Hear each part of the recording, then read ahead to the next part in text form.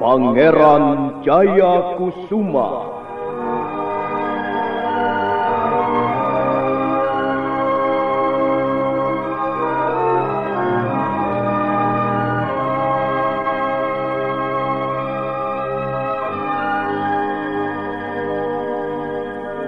Sebuah serial drama radio yang dipersembahkan oleh Teater Sanggar Cerita dan Sanggar Prativi bekerja sama dengan PT Bayer Indonesia.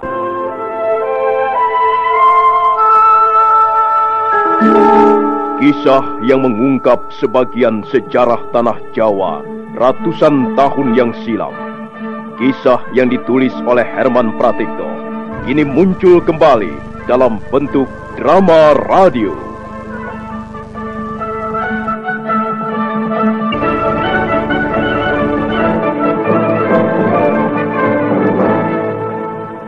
Naskah disusun dan diolah oleh S. Tijab, teknik dan montase Rudi Tinangon dan M. Pranoto, sutradara E.W.S. Yuwono. Ada gunanya sayembara seperti ini.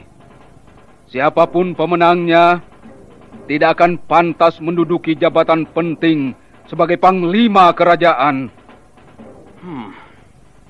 Kami pun tidak bernafsu menduduki jabatan panglima itu. Bagus. Jadi kau datang kemari untuk apa? Untuk mengacau? Untuk unjuk gigi di hadapanku? Atau untuk apa? Katakan.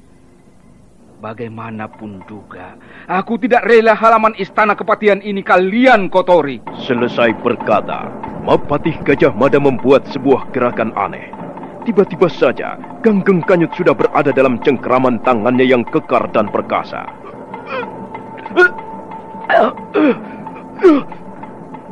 Lihat. Aku akan membuat contoh agar kalian tidak lagi memandang dengan sebelah mata pada Gajah Mada. Kejadiannya hanya berlangsung dalam sekejap.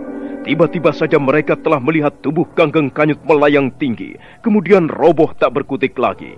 Tubuhnya hancur berkeping dan darah berceceran di lantai teras istana kepatihan. Nah, siapa yang merasa tidak puas? Siapa yang akan menuntut atas kematian orang itu? Majulah ke depan. Majulah. Mumpung Gajah Mada masih berdiri tegar di halaman ini. Hai penjaga, cepat bersihkan halaman istana kepatihan ini. Dan kalian, para pendekar ternama, silahkan bubar. Sayembara ini kututup sampai di sini. Ayo, bubar. Tinggalkan tempat ini segera.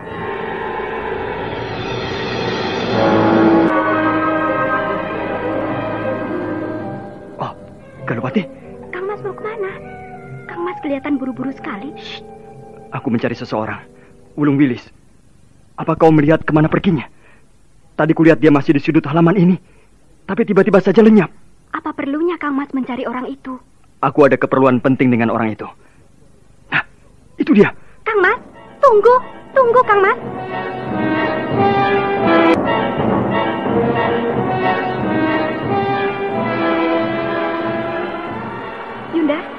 Yunda Lukitawardhani. Ada apa Galupati? Di mana Kang Mas Jayakusuma? Dia pergi menyusul Wulung Wilis. Aku tidak berhasil menahannya. Dia kelihatannya buru-buru sekali. Barangkali mereka masih bicara di halaman belakang. Tidak, Yunda. Mereka berlari-lari ke arah pintu regol samping. Aku malah melihat mereka berdua melompati pagar halaman. Ada urusan apa dia dengan pendekar jebol itu?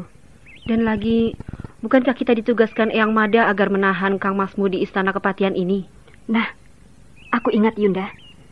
Kang Mas Jayakusuma mengatakan sesuatu padaku waktu menonton sayembara tadi. Dia memang punya kepentingan dengan Wulung Wilis, Yunda.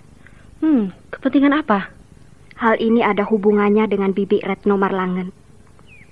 Menurut Kang Mas Jayakusuma, Wulung Wilis adalah satu-satunya orang yang tahu di mana Bibi Retno Marlangen berada sekarang ini.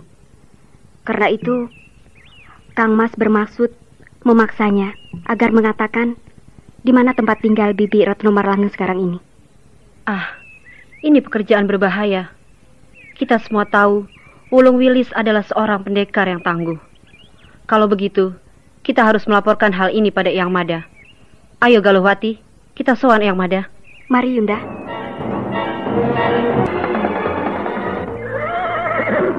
Hei, tunggu! Ada apa, Sodok? Hah? Mengapa kau berlari-lari mengikuti aku? Hah? Tunggu. Aku ingin menemani Tuan. Boleh kan? Kasihan Tuan hanya sendirian. Kau takut pendekar-pendekar murahan itu tidak puas, lalu mencegat Wulung Wilis di jalanan? Begitu? Mereka tidak akan berani melakukannya. Mereka tahu benar siapa aku dan nama besar perguruanku. Kalau sampai mereka berani melakukannya, itu tidak mungkin. Mereka tidak akan berani melakukannya.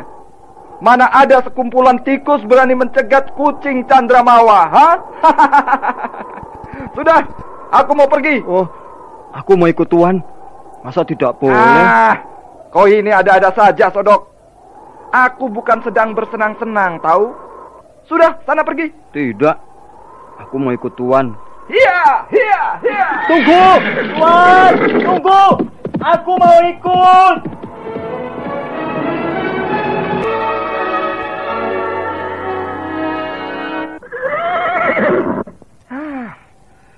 Anak itu memang bandel sekali. Dia masih terus mengikuti aku. Mau apa dia itu? Tapi aku senang melihat tekadnya yang membaja. Walaupun sebenarnya gerak-geriknya agak mencurigakan.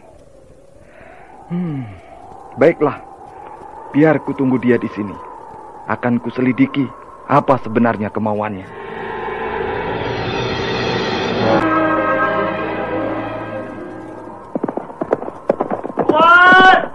Tuan pendekar! Oh Tuan, izinkan saya mengikuti Tuan. Saya ingin menjadi pendekar tangguh seperti Tuan. Saya ingin belajar ulah kanuragan pada Tuan. Hah? Apa? Kau jangan terlalu merendah, Sodok. Tadi aku lihat kau pun mempunyai kepandaian yang lumayan. Ganggeng Kanyut bisa kau buat kelabakan. Tapi saya ingin belajar dari Tuan. Saya ingin Tuan menjadi guru saya. Saya ingin berguru pada Tuan.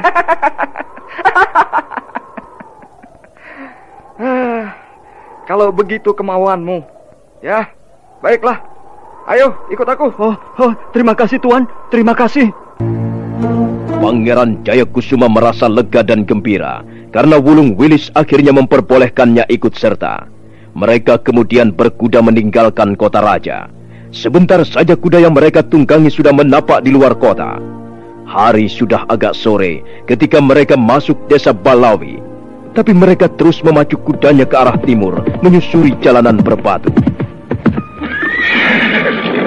Sodok, aku mempunyai tempat istirahat yang cukup nyaman. Kau mau melihat? Apakah Tuan mau istirahat? Kita tidak usah buru-buru. Perjalanan kita masih cukup jauh.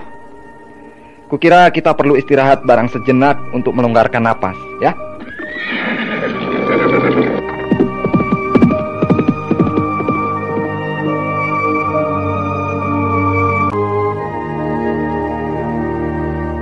Apakah Tuan bermaksud menginap di sini? Iya. Kenapa? Tidak apa-apa. Saya hanya ingin tahu saja. Bukankah tempat ini lumayan untuk tidur? Lihat saja. Batu yang besar dan terkembang seperti payung raksasa di atas kita ini. Akan sanggup melindungi siapapun yang berteduh di bawahnya. Kita tidak akan kehujanan ataupun kepanasan. Kenapa? Kau sepertinya tidak menyukai tempat ini? Oh tidak Tuan. Tempat ini memang cocok sekali untuk menginap bagi mereka yang kemalaman di jalan. Lalu mengapa?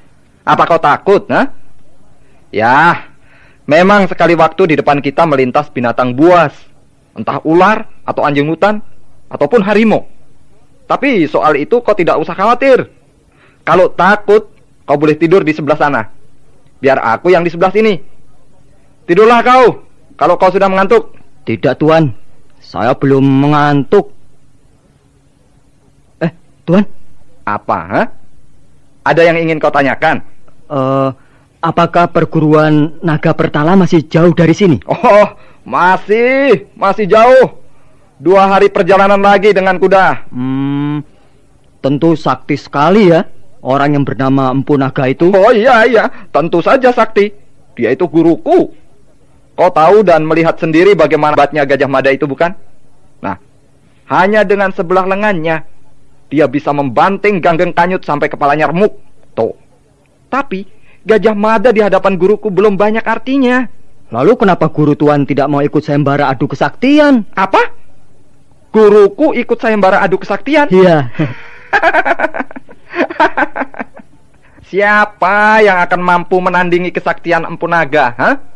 Barangkali kalau Dewa Brahma turun dari kahyangan, nah, baru bisa menjadi lawan tanding yang sepadan. Tidak, guruku tidak akan mau turut campur soal-soal begitu. Jadi, beliau cukup mewakilkannya pada tuan, begitu? Ya, begitulah. Ya, begitu. Tapi sebenarnya kehadiranku di Istana Kepatihan kemarin itu bukan semata-mata untuk ikut sayembara kesaktian. Lalu untuk apa? Untuk mengemban tugas dari guruku. Aku ditugaskan untuk mengamati dari dekat tingkat perkembangan para pendekar, terutama di negeri Majapahit dewasa ini. Tapi ternyata mereka tidak terlalu banyak berubah tahun-tahun terakhir ini. Tak ada tokoh baru, tak ada ilmu baru yang patut diperhitungkan. Semua barang lama yang sudah sangat dikenal oleh guruku. Apakah tuan kenal dengan seorang pendekar yang terkenal berangasan yang bernama Kebo Talutak? Apa? Dari mana kau tahu nama itu? Nama itu sudah sangat kesohor, tuan. Terutama sekali di sekitar kota Raja Majapahit. Kakang Talutak. Kakang Talut. Ya, bagaimana kabarnya sekarang orang itu? Dia adalah kakak seperguruanku. Dia pun murid Empu Naga. Bahkan boleh dikata murid kesayangannya. Tapi agaknya dia memilih jalan hidup lain. Maksud tuan? Ya, dia meninggalkan perguruan pada saat ilmunya belum lagi tuntas. Dia itu memang murid berbakat, tapi bakatnya terganggu oleh wataknya yang berangasan, yang mau seenaknya sendiri. Konon kabarnya dia mengabdi ke Istana Majapahit dan dipercaya mengasuh salah seorang pangeran. Entah, selanjutnya aku tidak tahu. Guru pun tidak lagi ambil pusing dengannya. Sudahlah. Aku ngantuk. Aku mau tidur. Dan lagi, apa perlunya kau tahu semua ini, ha?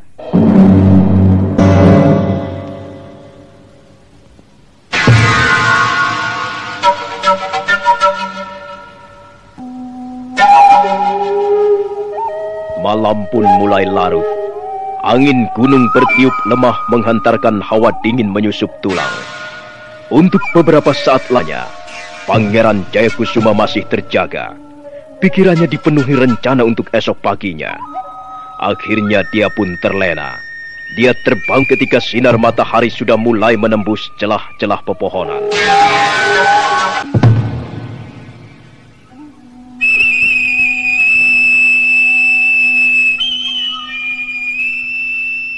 Aku kesiangan. Di mana Wulung Wilis? Kudanya juga sudah tidak ada. Wah, jangan-jangan orang itu sudah kabur. Tuan! Tuan! Benar. Dia pasti sudah kabur. Celaka.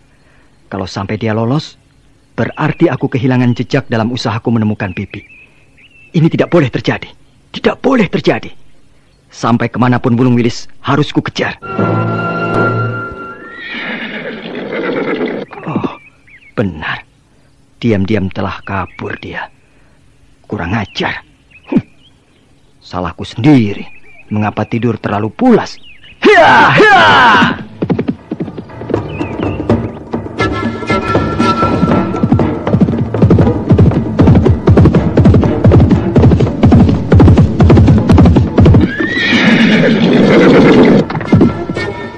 Oh, Tuan! Mengapa Tuan meninggalkan saya, Tuan? Mengapa Tuan pergi dengan diam-diam? Apakah Tuan keberatan saya ikut serta? turunlah dari kudamu. Ayo, turunlah. Apa kau tuli? Baik, Tuan. Kemarilah. Aku mau bertanya padamu. Baik, Tuan. Tuan mau bertanya soal apa, Tuan? Begini, Sodok. Jawab dengan tegas dan jujur. Apa benar namamu Sodok? Benar, Tuan. Itu memang nama saya, Tuan. Nama pemberian orang tua saya. Nama itu ada sejarahnya, Tuan. Ceritanya begini. Diam! Aku tidak percaya bahwa kau bernama Sodok. Aku tidak percaya bahwa kau seorang gembel seperti yang nampak pada pakaianmu itu. Kau pasti orang yang menyamar. Siapa kau ini sebenarnya? Saya Sodok, Tuan. Nama saya Sodok. Aku tidak percaya. Sejak berangkat dari istana kepatihan kemarin, aku sebenarnya sudah curiga. Aku tahu kau dipanggil menghadap Mapati Gajah Mada. Kau kaki tangannya ya? Kau ditugaskan untuk membuntuti aku, begitu? Tidak, Tuan. Saya tidak ditugaskan apa-apa. Lalu untuk apa kau dipanggil menghadap? Katanya saya mau diberi pekerjaan yang layak di istana kepatihan. Saya tidak boleh menjadi gembel lagi. Baik. Kau memang pintar membuat alasan. Sekarang lihat apa yang ada di tanganku ini. Kau pasti mempunyai alasan yang kuat hingga menyimpan tusuk konde ini. Kau kenal benda ini bukan? Kupungut benda ini dari balik bajumu ketika kau sedang tidur. Nah, sekarang apa yang akan kau katakan? Ayo. Itu memang tusuk konde saya, Tuan. Apa kau tidak tahu bahwa benda seperti ini hanya kalangan bangsawan Majapahit yang boleh menyimpannya? Ayo mengaku saja. Kau peroleh dari siapa tusuk konde ini? Saya menemukannya di jalan, Tuan. Kau berdusta lagi. Bagus. Masih ada bukti lain yang lebih kuat, hingga tidak sepantasnya aku mempercayai namamu adalah Sodok. Kau pasti sedang menyamar. Coba lihat.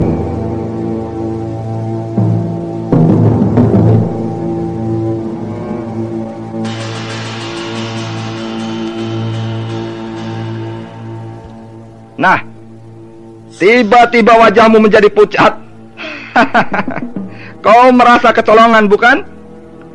Memang aku telah mencuri pedangmu ini dari bawah pelana kudamu. Agaknya kau mempunyai simpanan senjata juga ya. Itu memang pedang saya, Tuan.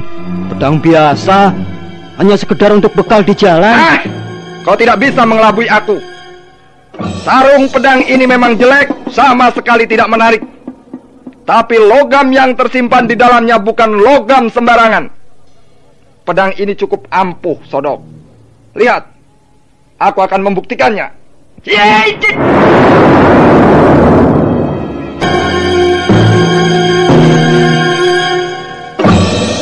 Kau masih mau mengatakan bahwa ini pedang biasa? Mana ada pedang biasa bisa membobol dinding batu sebesar dan sekeras itu dalam sekali tebas? Iya, memang, Tuan. Memang pedang itu pedang sakti. Benda itu merupakan warisan dari almarhum orang tua saya, Tuan. Sudah, cukup. Kau tak usah bicara apa-apa lagi. Satu hal yang perlu kau ingat, bahwa sekarang ini aku tidak percaya lagi kepadamu. Ini, ku kembalikan pedang pusakamu dan tusuk kondemu. Terimalah.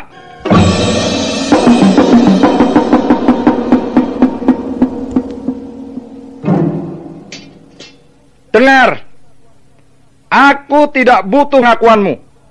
Aku tidak mau tahu siapa kau sebenarnya dan apa tujuanmu membuntuti aku. Tapi awas, jangan lagi kau berani mengikuti perjalananku. Aku tidak senang diawasi orang. Tahu? Tuan, tunggu. Mau apa lagi? Sana pergi. Aku tidak akan mengganggumu. Tapi kau pun jangan membuatku kesal dan gusar. Kau kira Wulung Wilis tidak bisa bertindak kejam apa? Sebentar, Tuan. Baiklah. Saya akan mengatakan siapa saya sebenarnya. Tapi setelah itu, apakah saya boleh mengikuti Tuan? Itu tergantung bagaimana nanti. Tuan, Sodok memang bukan nama saya yang sesungguhnya. Saya sengaja menggunakan nama samaran dan mengenakan pakaian gembel ini hanya untuk bisa bertemu dengan Tuan. Hah? Untuk apa kau mau bertemu denganku? Hanya untuk bertanya sedikit, Tuan. Barangkali Tuan tahu di mana bibiku berada sekarang ini. Bibimu? Oh, maksudmu Tuan Putri Retno Marlangen, ya? Benar, Tuan. Retno Marlangen adalah bibi saya. Apakah Tuan tahu di mana dia berada?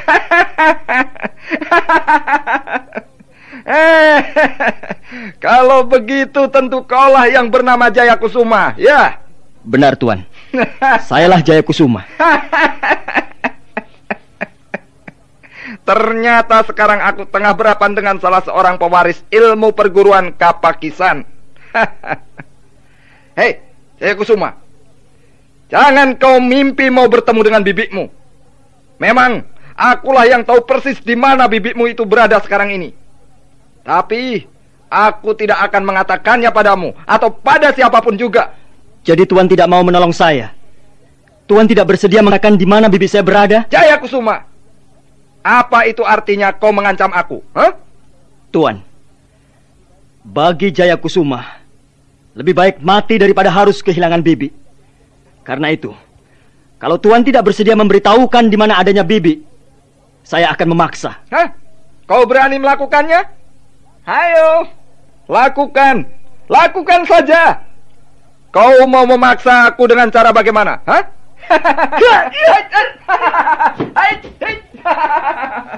Hei. Gerakanmu luar biasa cepat. Dan kau bisa dengan mudah merobek lengan bajuku. Dalam hal ini aku tidak main-main.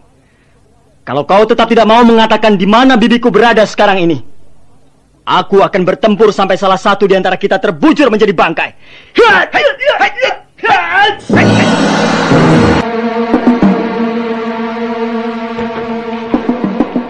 Pitaloka, kau sudah bangun?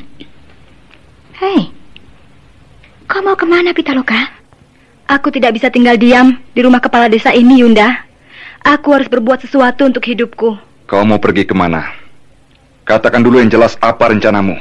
Kakang Panular dan Yunda Carangsari, kalian sudah tahu pukulan batin yang kuderita selama ini. Kalau terus kubiarkan berlarut-larut, hidupku bisa terasa kosong, hampa, tidak ada maknanya lagi.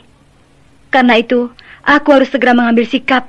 Nah, itu bagus. Setiap orang memang harus mempunyai sikap. Hal itu penting untuk mengatasi kesulitan yang tengah dialaminya. Lalu, bagaimana keputusanmu, Pitaloka? Apakah kau ingin kembali ke lereng Anjasmara dan hidup seperti dulu? Itu akan sia-sia, Yunda. Tak banyak yang berguna yang bisa kukerjakan di sana. Sekarang ini, aku harus mau melihat kenyataan. Sebenarnya, kesalahan memang bukan hanya pada Mapati Gajah Mada, tapi orang-orang di sekitarnya. Para pembesar negara, para bangsawan istana, dan mereka semua yang merasa iri pada kemasyhuran nama Gajah Mada. Bertanggung jawab atas peristiwa Bubat. Kalau begitu, memang seharusnya kau tidak menumpahkan rasa dendam pada Gajah Mada. Benar, Kakang. Selama ini aku mempunyai pandangan yang keliru. Dan sekarang, aku ingin memperbaiki keliruanku itu. Aku akan berbuat sesuatu untuk Majapahit.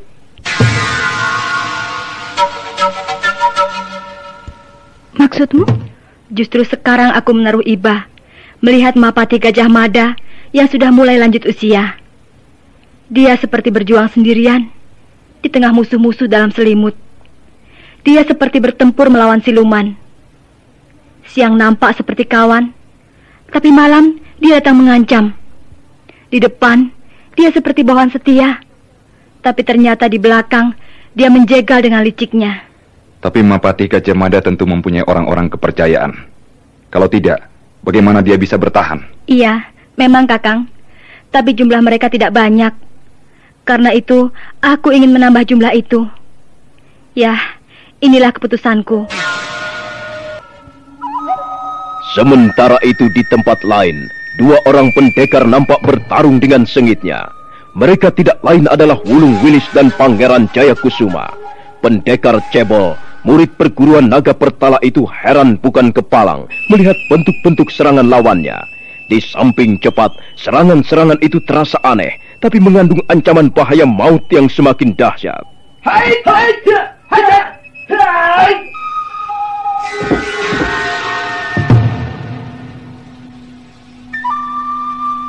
Hai, hai, hentikan dulu seranganmu, Jaya Kusuma. Bukan aku menyerah, tapi aku masih menyayangi nyawamu. Aku tidak membutuhkan belas kasihanmu, Wulung Wilis. Kalau memang kau bisa membunuhku, ayo lakukan. Aku telah siap. Begitu besar tekadmu. Aku hampir tidak percaya kalau ada seorang laki-laki sanggup mempertaruhkan nyawanya untuk perempuan. Jaya Kusuma, kau masih terlalu muda. Apa kau tidak menyesal kalau sampai mati di tanganku? Hah? Tidak usah banyak bicara, Wulung Wilis. Jaya Kusuma tidak pernah merubah pendirian yang diyakininya. Bagiku, lebih baik mati daripada harus kehilangan mutiara yang paling berharga dalam hidup ini. Kau memang pemberani, tapi goblok. Apa perlunya kau membela perempuan bibikmu itu? Apa untungnya? Perempuan lain masih banyak, bahkan yang lebih cantik dan montok masih banyak bertebaran di desa-desa. Apalagi kalau kau mau mencarinya di kota raja. Wulung Wilis, peliharalah mulutmu baik-baik. Bibi Retno Marlangen jangan kau samakan dengan perempuan-perempuan murahan. Dia adalah pelita hidupku. Dia adalah mercusuar hidupku. Dia adalah api yang senantiasa membakar semangatku. Nah, saudara pendengar, bagaimanakah kisah selanjutnya? Silakan menunggu kelanjutan kisah Pangeran Jaya Kusuma ini pada episode berikutnya, yang dipersembahkan oleh Revagan, tablet anti-flu buatan Bayer, manjur dan cepat kerjanya. Sampai jumpa.